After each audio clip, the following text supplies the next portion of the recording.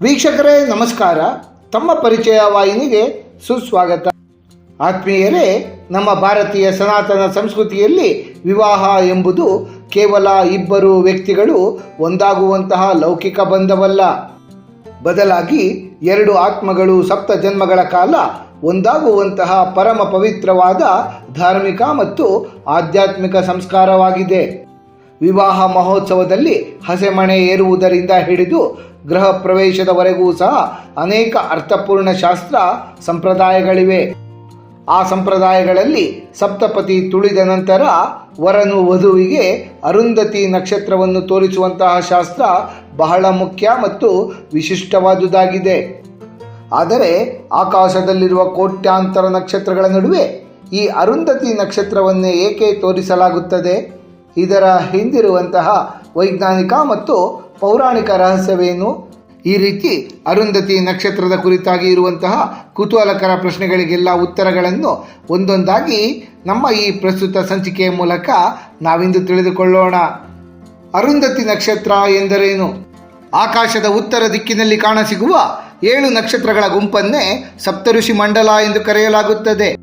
ಈ ಸಪ್ತಋಷಿ ಮಂಡಲವು ಒಂದು ಗಾಳಿಪಟದ ಆಕಾರದಲ್ಲಿ ಕಾಣಸಿಗುತ್ತದೆ.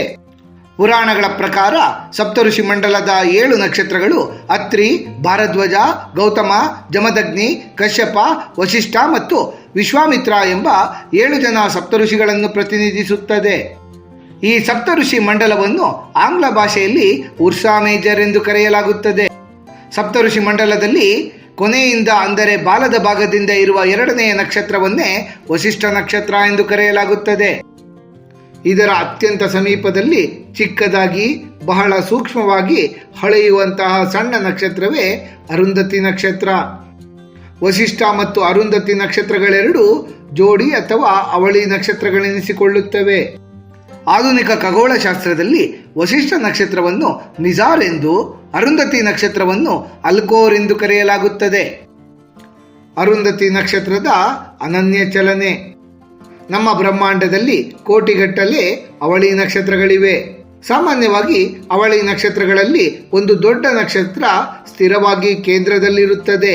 ಸಣ್ಣ ನಕ್ಷತ್ರವು ಆ ಪ್ರಧಾನ ನಕ್ಷತ್ರದ ಸುತ್ತ ಸುತ್ತುತ್ತಲಿರುತ್ತದೆ. ಉದಾಹರಣೆ, ಸೂರ್ಯನ ಸುತ್ತ ಭೂಮಿ ಸುತ್ತುವಂತೆ. ಆದರೆ ವಶಿಷ್ಠ ಅರುಂಧತಿ ನಕ್ಷತ್ರಗಳ ವಿಷಯದಲ್ಲಿ ಹಾಗಾಗುವುದಿಲ್ಲ.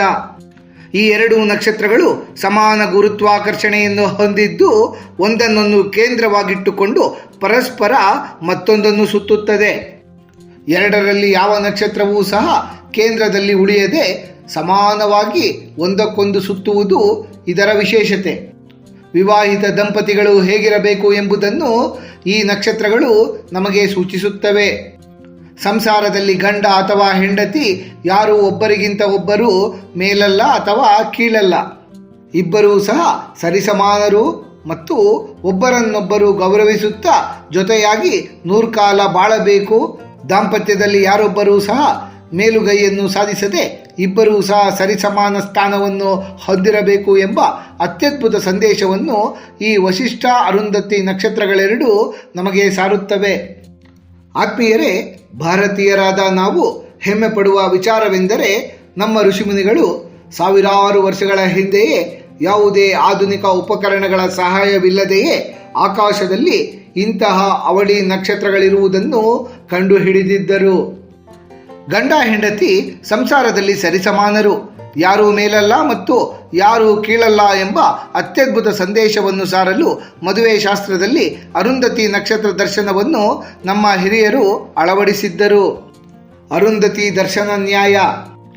ಆಕಾಶದಲ್ಲಿ ಅರುಂಧತಿ ನಕ್ಷತ್ರ ಅತ್ಯಂತ ಚಿಕ್ಕದಾಗಿರುವುದರಿಂದ ಅದನ್ನು ನೇರವಾಗಿ ಗುರುತಿಸುವುದು ಬಹಳ ಕಷ್ಟ.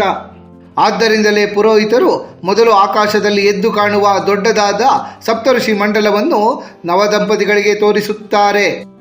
ಸಪ್ತಋಷಿ ಮಂಡಲದಲ್ಲಿ ಚೆನ್ನಾಗಿ ಬೆಳಕಿರುವಂತಹ ವಶಿಷ್ಠ ನಕ್ಷತ್ರವನ್ನು ಅದರಿಂದ ಸುಲಭವಾಗಿ ಗುರುತಿಸಬಹುದು. ಕೊನೆಗೆ ಆ ವಶಿಷ್ಠ ನಕ್ಷತ್ರದ ಪಕ್ಕದಲ್ಲೇ ಅಂಟಿಕೊಂಡಿರುವಂತೆ ಕಾಣುವ ಅರುಂಧತಿ ನಕ್ಷತ್ರವನ್ನು ದಂಪತಿಗಳಿಗೆ ತೋರಿಸಲಾಗುತ್ತದೆ. ನಮ್ಮ ಭಾರತೀಯ ತತ್ವಶಾಸ್ತ್ರದಲ್ಲಿ ಇದನ್ನು ಅರುಂಧತಿ ದರ್ಶನ ನ್ಯಾಯ ಎನ್ನಲಾಗುತ್ತದೆ. ಅಂದರೆ ಕಠಿಣವಾದ ಅಥವಾ ಸೂಕ್ಷ್ಮವಾದ ವಿಷಯವನ್ನು ಅರ್ಥ ಮಾಡಿಕೊಳ್ಳಲು ಅಥವಾ ಅರಿಯಲು ಮೊದಲು ಸುಲಭವಾದ ಅಥವಾ ದೊಡ್ಡ ವಿಷಯದಿಂದ ಆರಂಭ ಮಾಡಬೇಕು ಎಂಬುದು ಇದರ ತಾತ್ಪರ್ಯ. ಪೌರಾಣಿಕ ಹಿನ್ನೆಲೆ.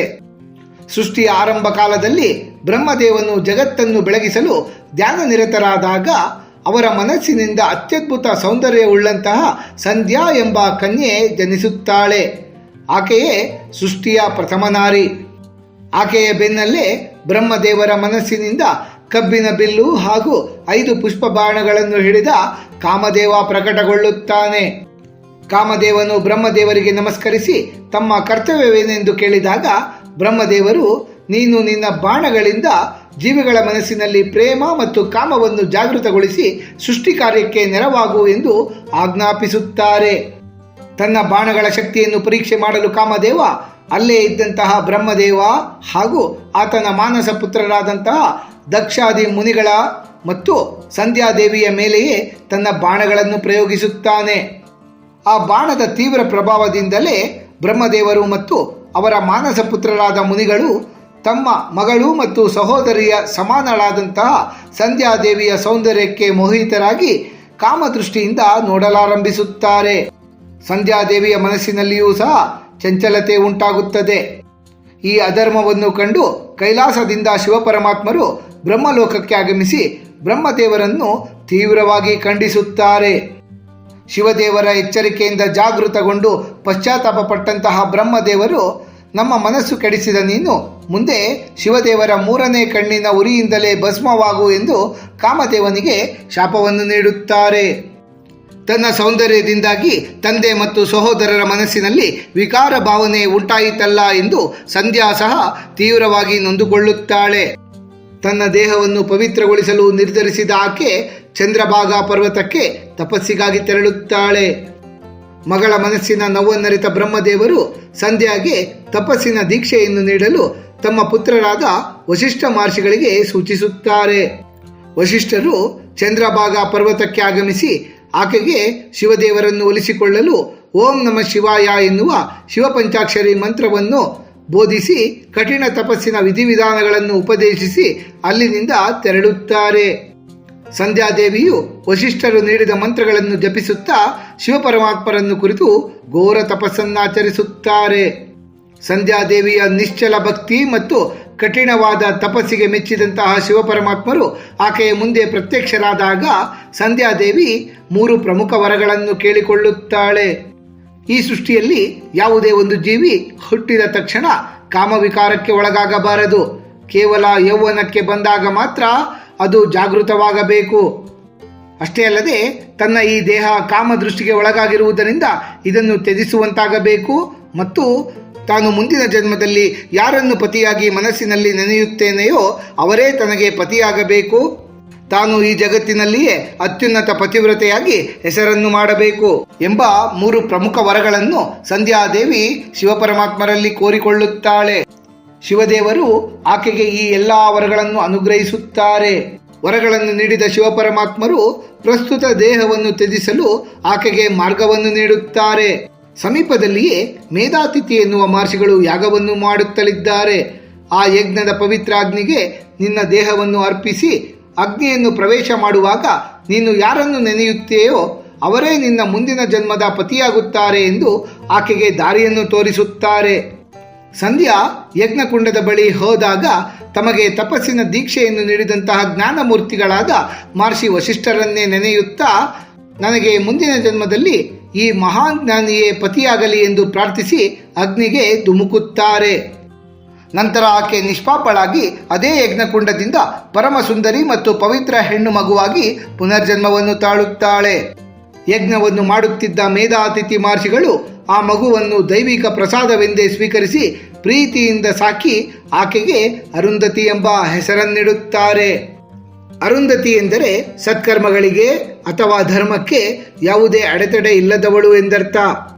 ಅರುಂಧತಿ ಬೆಳೆದು ಯೌವನಕ್ಕೆ ಬಂದಾಗ ಆಕೆ ಪೂರ್ವಜನ್ಮದಲ್ಲಿ ಸಂಧ್ಯೆಯಾಗಿದ್ದಾಗ ಬಯಸಿದಂತೆಯೇ ಬ್ರಹ್ಮ, ವಿಷ್ಣು ಮತ್ತು ಮಹೇಶ್ವರರ ಸಮ್ಮುಖದಲ್ಲಿ ಸಪ್ತ ಋಷಿಗಳಲ್ಲಿ ಒಬ್ಬರಾದ ವಸಿಷ್ಠ ಮಹರ್ಷಿಗಳೊಂದಿಗೆ ಆಕೆಯ ವಿವಾಹ ಮಹೋತ್ಸವ ಅತ್ಯಂತ ವೈಭವದಿಂದ ನಡೆಯುತ್ತದೆ. ಮುಂದೆ ಅರುಂಧತಿ ದೇವಿಯು ತಮ್ಮ ಪತಿನಿಷ್ಠೆ ಹಾಗೂ ಜ್ಞಾನದಿಂದ ಜಗತ್ತಿನಲ್ಲಿ ಅತ್ಯುನ್ನತವಾದ ಪತಿವ್ರತೆಯಾಗಿ ಹೆಸರನ್ನು ಮಾಡುತ್ತಾರೆ. ವಸಿಷ್ಠರು ಮತ್ತು ಅರುಂಧತಿಯವರ ನಡುವೆ ಅಪಾರವಾದ ಪ್ರೀತಿ ಮತ್ತು ಪರಸ್ಪರ ಗೌರವವಿದ್ದಿತ್ತು. ಅವರು ನಮ್ಮ ಭಾರತೀಯ ಸಂಸ್ಕೃತಿಯಲ್ಲಿ ಆದರ್ಶ ದಂಪತಿಗಳಾಗಿ ಮೊದಲ ಉದಾಹರಣೆಯಾಗಿದ್ದರು. ಅರುಂಧತಿ ಕೇವಲ ಗೃಹಿಣಿಯಾಗಿರಲಿಲ್ಲ. ವಸಿಷ್ಠರ ಆಶ್ರಮದಲ್ಲಿ ನೂರಾರು ಶಿಷ್ಯರಿಗೆ ವೇದ, ಉಪನಿಷತ್ ಮತ್ತು ಸಂಸ್ಕಾರಗಳನ್ನು ಬೋಧಿಸುವ ದಿವ್ಯ ಜ್ಞಾನಿ ತಾಯಿಯಾಗಿದ್ದರು. ಅರುಂಧತಿ ದೇವಿ ಎಂದಿಗೂ ವಸಿಷ್ಠರಿಗಿಂತ ತಾನು ಕಮ್ಮಿ ಎಂದು ಭಾವಿಸಿರಲಿಲ್ಲ. ವಸಿಷ್ಠರೂ ಸಹ ಅರುಂಧತಿಯವರನ್ನು ತಮಗಿಂತಲೂ ಕೆಳಮಟ್ಟದಲ್ಲಿ ನೋಡಲಿಲ್ಲ. ಇಬ್ಬರೂ ಸಹ ಆಧ್ಯಾತ್ಮಿಕವಾಗಿ, ಧಾರ್ಮಿಕವಾಗಿ, ಅನ್ಯೋನ್ಯವಾಗಿ ಸರಿಸಮಾನವಾಗಿ ಬದುಕುತ್ತಿದ್ದರು. ಇದೇ ಕಾರಣಕ್ಕಾಗಿ ಆಕಾಶದಲ್ಲಿ ಇಂದಿಗೂ ಸಹ ಇವರಿಬ್ಬರ ನಕ್ಷತ್ರಗಳು ಒಂದನ್ನೊಂದು ಸರಿಸಮಾನವಾಗಿ ಸುತ್ತುವರಿಯುತ್ತಲಿವೆ. ಅರುಂಧತಿ ದೇವಿಯ ಪತಿ ವಸಿಷ್ಠರು ಭಗವಾನ್ ಪ್ರಭು ಶ್ರೀರಾಮಚಂದ್ರರ ಗುರುಗಳಾಗಿದ್ದರು. ಪ್ರಭು ಶ್ರೀರಾಮಚಂದ್ರರು ಮತ್ತು ಸೀತಾದೇವಿಯವರ ವಿವಾಹವಾದ ನಂತರ ಸೀತಾದೇವಿ ಅಯೋಧ್ಯೆಗೆ ಬಂದಾಗ ವಸಿಷ್ಠರು ಮತ್ತು ಅರುಂಧತಿಯವರ ಆಶೀರ್ವಾದವನ್ನು ಪಡೆದಿದ್ದರು. ಆಗ ಅರುಂಧತಿ ದೇವಿಯು ಸೀತಾದೇವಿಗೆ ಪಾತಿವ್ರತ್ಯದ ಮಹತ್ವ ಮತ್ತು ಆದರ್ಶ ಗೃಹಿಣಿಯಾಗಿ ಹೇಗೆ ಬಾಳಬೇಕು ಎಂಬುದನ್ನು ಬಹಳ ಪ್ರೀತಿಯಿಂದ ಬೋಧಿಸುತ್ತಾರೆ. ತದನಂತರ ಸೀತಾದೇವಿಯು ಅರುಂಧತಿಯವರನ್ನೇ ಆದರ್ಶವನ್ನಾಗಿ ಸ್ವೀಕರಿಸುತ್ತಾರೆ. ಮುಂದೆ ನಮಗೆಲ್ಲ ತಿಳಿದಿರುವಂತೆ ಪ್ರಭು ಶ್ರೀರಾಮಚಂದ್ರರ ಇಡೀ ಜೀವನದ 7 ಬೀಳುಗಳಲ್ಲಿ ಸೀತಾದೇವಿಯೂ ಸಹ ಸರಿಸಮಾನವಾಗಿ ಭಾಗಿಯಾಗುತ್ತಾರೆ. ಸಪ್ತಋಷಿ ಮಂಡಲದಲ್ಲಿ ಸ್ಥಾನ ಪಡೆದ ಹಿನ್ನೆಲೆ ಮಾತೆ ಅರುಂಧತಿ ದೇವಿ ಸಪ್ತರ್ಷಿ ಮಂಡಲದಲ್ಲಿ ವಸಿಷ್ಠ ಮಹರ್ಷಿಗಳ ಪಕ್ಕದಲ್ಲಿಯೇ ನಕ್ಷತ್ರವಾಗಿ ಶಾಶ್ವತ ಸ್ಥಾನವನ್ನು ಪಡೆದದ್ದು ಆಕೆಯ ಅಪ್ರತಿಮ ಪಾತಿವ್ರತ್ಯ, ಜ್ಞಾನ ಮತ್ತು ಧರ್ಮನಿಷ್ಠೆಯಿಂದ. ಇದರ ಹಿಂದೆ ಒಂದು ಅತ್ಯದ್ಭುತ ಕಥೆ ಇದೆ. ಒಮ್ಮೆ ಸಪ್ತಋಷಿಗಳು ಮಹತ್ತರವಾದ ಯಜ್ಞವೊಂದನ್ನು ಆಯೋಜಿಸಿರುತ್ತಾರೆ. ಆ ಯಜ್ಞದ ಹವಿಸ್ಸನ್ನು ಸ್ವೀಕರಿಸಲು ಅಗ್ನಿದೇವ ಅಲ್ಲಿಗೆ ಆಗಮಿಸುತ್ತಾನೆ. ಆ ಸಂದರ್ಭದಲ್ಲಿ ಯಜ್ಞಶಾಲೆಯಲ್ಲಿದ್ದ ಸಪ್ತಋಷಿಗಳ ಅತ್ಯಂತ ಸುಂದರ ಮತ್ತು ಪತಿವ್ರತೆಯರಾದ ಪತ್ನಿಯರನ್ನು ನೋಡಿ ಅಗ್ನಿದೇವ ಅವರ ಮೇಲೆ ತೀವ್ರವಾದ ಮೋಹಕ್ಕೆ ಒಳಗಾಗುತ್ತಾನೆ. ಆದರೆ ಋಷಿಪತ್ನಿಯರು ಮಹಾಪತಿವ್ರತೆಯರಾದ್ದರಿಂದ ಅಗ್ನಿದೇವನಿಗೆ ಅವರ ಸಮೀಪಕ್ಕೆ ಸುಳಿಯಲು ಸಹ ಸಾಧ್ಯವಾಗುವುದಿಲ್ಲ. ಆಗ ಅಗ್ನಿದೇವರ ಧರ್ಮಪತ್ನಿಯಾದ ಸ್ವಾಹಾದೇವಿ ತನ್ನ ಪತಿಯ ಇಚ್ಛೆಯನ್ನು ಪೂರೈಸಲು ಒಬ್ಬೊಬ್ಬರಾಗಿ ಸಪ್ತಋಷಿಗಳ 6 ಜನ ಪತ್ನಿಯರ ರೂಪವನ್ನು ಧರಿಸಿ ಅಗ್ನಿದೇವರ ಬಳಿ ತೆರಳಿ ಆತನನ್ನು ಸಂತೃಪ್ತಿಗೊಳಿಸುತ್ತಾಳೆ. ಆದರೆ ಸ್ವಾಹಾದೇವಿ ಎಷ್ಟು ಪ್ರಯತ್ನ ಪಟ್ಟರೂ ಸಹ ವಸಿಷ್ಠರ ಪತ್ನಿಯಾದ ಅರುಂಧತಿಯ ರೂಪವನ್ನು ಮಾತ್ರ ಧಾರಣೆ ಮಾಡಲು ಆಕೆಗೆ ಸಾಧ್ಯವಾಗುವುದಿಲ್ಲ. ಅರುಂಧತಿಯ ಪಾತಿವ್ರತ್ಯದ ತೇಜಸ್ಸು ಎಷ್ಟು ಪ್ರಖರ ಮತ್ತು ತೀವ್ರವಾಗಿತ್ತೆಂದರೆ ಸ್ವಾಹಾದೇವಿಗೆ ಆಕೆಯ ರೂಪವನ್ನು ಧರಿಸಲು ಸಾಧ್ಯವೇ ಆಗಲಿಲ್ಲ. ಈ ಘಟನಾವಳಿಯ ನಂತರ ಅರುಂಧತಿ ಉಳಿದವರಿಗಿಂತ ಬಹಳ ಶ್ರೇಷ್ಠ ಮತ್ತು ಕಳಂಕರಹಿತಳು ಎಂಬುದು ಸಾಬೀತಾಗುತ್ತದೆ. ಇದರಿಂದಾಗಿ ಉಳಿದ 6 ಋಷಿಪತ್ನಿಯರು ಕೃತಿಕಾ ನಕ್ಷತ್ರ ಮಂಡಲಕ್ಕೆ ಸೇರಿದರೆ ಅರುಂಧತಿ ಮಾತ್ರ ತನ್ನ ಪಾವಿತ್ರತೆಯ ಬಲದಿಂದ ವಸಿಷ್ಠರ ಪಕ್ಕದಲ್ಲಿಯೇ ಉಳಿದುಕೊಳ್ಳುವ ದಿವ್ಯ ಅರ್ಹತೆಯನ್ನು ಪಡೆಯುತ್ತಾರೆ. ನವವಿವಾಹಿತರು ಅರುಂಧತಿ ನಕ್ಷತ್ರವನ್ನು ನೋಡುವುದರಿಂದ ಅವರ ದಾಂಪತ್ಯ ಜೀವನವು ದೀರ್ಘಕಾಲದವರೆಗೆ ಯಾವುದೇ ಭಿನ್ನಾಭಿಪ್ರಾಯಗಳಿಲ್ಲದೆ ಸುಖಕರವಾಗಿರುತ್ತದೆ. ಪತಿಪತ್ನಿಯರ ನಡುವಿನ ನಂಬಿಕೆ, ಗೌರವ, ಪರಸ್ಪರ ನಿಷ್ಠೆ ಇದರಿಂದ ವೃದ್ಧಿಯಾಗುತ್ತದೆ. ಹಾಗೆಯೇ ಮಹಿಳೆಯರಿಗೆ ಮುತ್ತೈದೆತನ ಹೆಚ್ಚಾಗುತ್ತದೆ ಹಾಗೂ ಪತಿಯ ಆರೋಗ್ಯ, ಆಯಸ್ಸು ಸಹ ಉತ್ತಮಗೊಳ್ಳುತ್ತದೆ. ಅರುಂಧತಿ ನಕ್ಷತ್ರವನ್ನು ನೋಡುವುದು ಮಾತ್ರವಲ್ಲದೆ ಅರುಂಧತಿಯ ಈ ಪವಿತ್ರ ಕಥೆ ಕೇಳುವುದರಿಂದಲೂ ಪತಿಪತ್ನಿಯರ ನಡುವಿನ ಅನ್ಯೋನ್ಯತೆ, ಪ್ರೀತಿ ಮತ್ತು ಪರಸ್ಪರ ಗೌರವ ವೃದ್ಧಿಯಾಗುತ್ತದೆ. ಸಂಧ್ಯಾದೇವಿ ತಮ್ಮ ಮನಸ್ಸಿನಲ್ಲಿದ್ದಂತಹ ಸಣ್ಣ ವಿಕಾರಕ್ಕೆ ಕಠಿಣ ತಪಸ್ಸನ್ನು ಮಾಡಿ ಪರಿಶುದ್ಧಳಾಗುತ್ತಾಳೆ. ಹಾಗಾಗಿಯೇ ಈ ಕಥೆ ಕೇಳುವುದರಿಂದ ಮನುಷ್ಯನು ತಿಳಿದೋ ತಿಳಿಯದೇ ಮಾಡಿದ ಮಾನಸಿಕ ಪಾಪಗಳೆಲ್ಲ ನಾಶವಾಗುತ್ತವೆ. ಮನಸ್ಸಿನಲ್ಲಿ ಮೂಡಬಹುದಾದಂತಹ ಕಾಮ, ಕ್ರೋಧ, ಮದ, ಲೋಭ, ಮಾತ್ಸರ್ಯ ಮತ್ತು ಕೆಟ್ಟ ಆಲೋಚನೆಗಳು ನಿಯಂತ್ರಣಕ್ಕೆ ಬಂದು ಮನಸ್ಸು ಶಾಂತ ಮತ್ತು ಪವಿತ್ರವಾಗುತ್ತದೆ. ಅರುಂಧತಿ ಎಂದರೆ ಧರ್ಮ ಕಾರ್ಯಗಳಿಗೆ ಅಡ್ಡಿ ಇಲ್ಲದವರು ಎಂದರ್ಥ.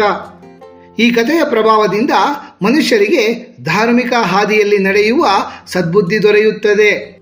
ಅರುಂಧತಿ ದೇವಿಗೆ ಸಪ್ತಋಷಿ ಮಂಡಲದಲ್ಲಿ ದೊರೆತ ಉನ್ನತ ಸ್ಥಾನದಂತೆಯೇ ಅರುಂಧತಿಯ ಕಥೆಯನ್ನು ಕೇಳಿದವರಿಗೆ ಸಮಾಜದಲ್ಲಿ ಗೌರವ, ಯಶಸ್ಸು ಮತ್ತು ಕೀರ್ತಿ ಲಭಿಸುತ್ತದೆ. ಆತ್ಮೀಯರೇ, ಅರುಂಧತಿ ನಕ್ಷತ್ರದ ಕುರಿತಾಗಿ ಸಮಗ್ರ ಮಾಹಿತಿಯನ್ನು ತಿಳಿದುಕೊಂಡು ಪಾವನರಾದಂತಹ ನಮಗೆಲ್ಲರಿಗೂ ಆ ಭಗವಂತನ ಕೃಪಾ ಕಟಾಕ್ಷ ಸದಾಕಾಲ ಇರಲೆಂದು ಕೋರಿಕೊಳ್ಳುತ್ತಾ ಈ ದಿನದ ಸಂಚಿಕೆಯನ್ನು ಮುಗಿಸುತ್ತಲಿದ್ದೇವೆ. ವೀಕ್ಷಕರೇ, ನಿಮಗೆ ಈ ವಿಡಿಯೋ ಇಷ್ಟವಾಗಿದ್ದಲ್ಲಿ ಲೈಕ್ ಮಾಡಿ, ಶೇರ್ ಮಾಡಿ ಮತ್ತು ಸಬ್ಸ್ಕ್ರೈಬ್ ಮಾಡಿ ಹಾಗೂ ಬೆಲ್ ಬಟನ್ ಒತ್ತುವುದನ್ನು ಮರೆಯಬೇಡಿ.